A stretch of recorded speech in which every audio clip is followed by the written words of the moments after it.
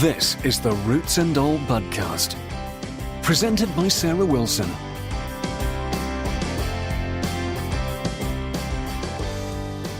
Hello and welcome to this week's Roots and All Budcast.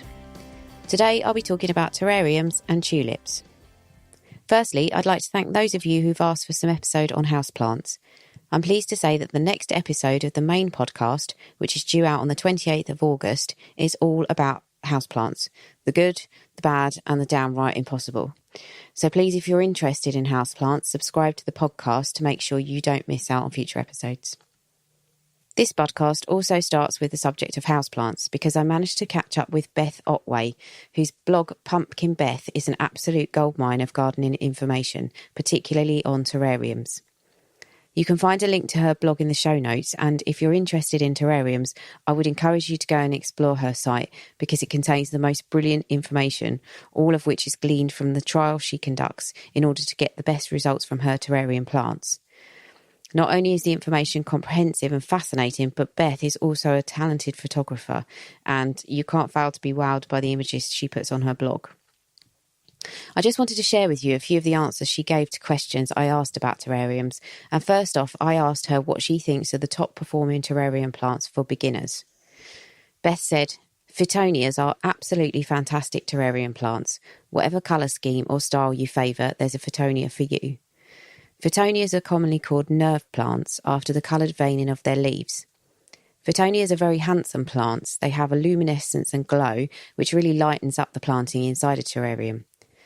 Phytonias are forgiving plants. They're so easy to grow, providing you have the right conditions. Phytonias require high humidity and low light levels to flourish.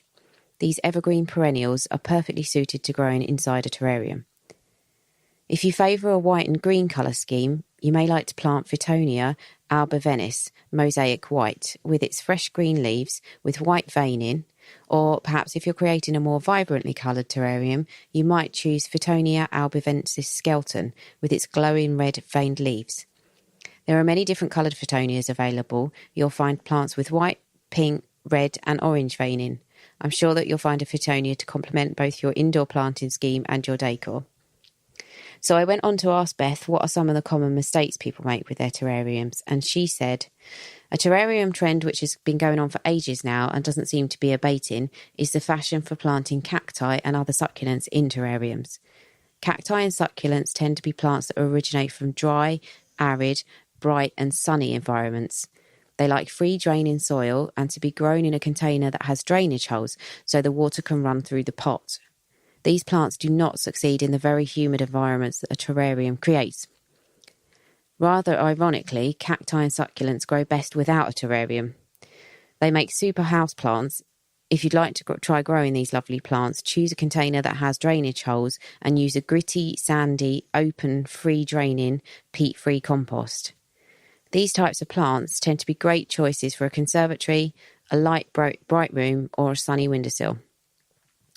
I've noticed that a lot of people are still very keen to use a light bulb to create a terrarium. It's a novel idea, but light bulbs do not make good terrariums. Light bulbs are small and fragile, so they're much more likely to break. The tiny size of the light bulb creates problems for any plants you try to grow inside. With terrariums, bigger is definitely better. Larger terrariums are longer lasting and easier to care for. The greater the size of your terrarium, the more options you have open to you for planting, which is always a good thing. You could create a small terrarium in a jam jar, but clear glass containers that measure 20 centimetres in diameter or larger work best.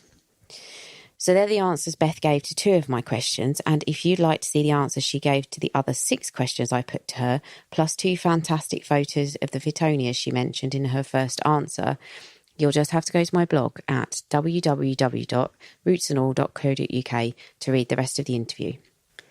The other topic I wanted to touch upon is bulbs, and specifically placing an order for your spring bulbs. I know it seems early, but if you leave placing your order for another month, you'll be surprised how quickly things sell out and become unavailable. This month, you should be looking to order bulbs that flower in the spring, so your tulips, daffodils, hyacinths, crocus, iris, muscari, anemones and fritillarias. I will be producing a podcast on bulbs, but as a brief overview, remember that tulips are not to be treated as perennials. which means they are not guaranteed to come up year after year. I know it sounds surprising, but it is true. The tulips that will come back year on year are the species tulips. Species tulips are called that because they're the tulips you can find in the wild. They haven't been interbred. The tulips you find for sale by the bunch in M&S or the large flowered tulips you see in beautiful colours are most likely hybrids.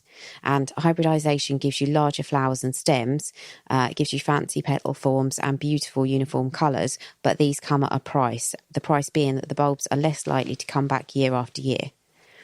Over the past few years, the tulips have been surprisingly perennial.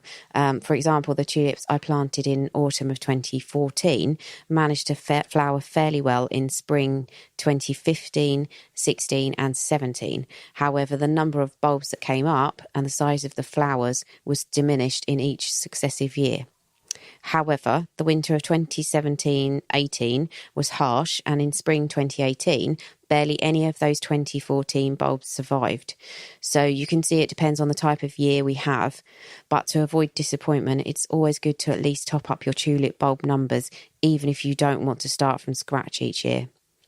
I order bulbs from 3 companies. There are obviously many more companies that sell them, but these are the ones I'm familiar with and I've received good results from them, so I'm happy to recommend them. If I'm ordering large quantities and I want value for money and a good range, I will order from J. Parker's. If I want quality bulbs that don't break the bank, I will order from Peter Nyson. And if I want to spend a little bit more but get absolutely stunning flowers, I will order from Blom's Bulbs. And what I will say about all of these companies is they have excellent customer service. And if you have any problems, then in my experience, you'll have no trouble sorting them out.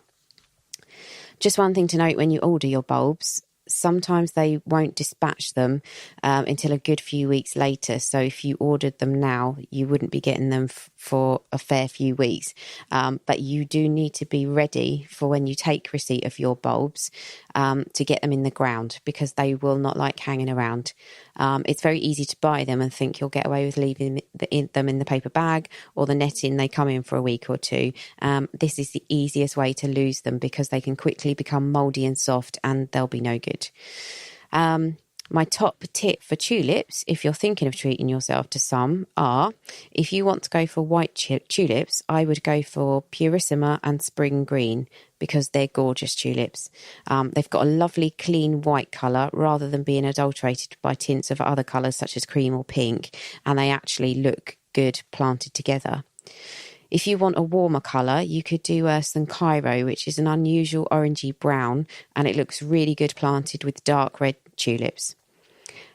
Gavota is a bit of a Marmite tulip because it's dark red with a band of yellow outside the rim of the petals.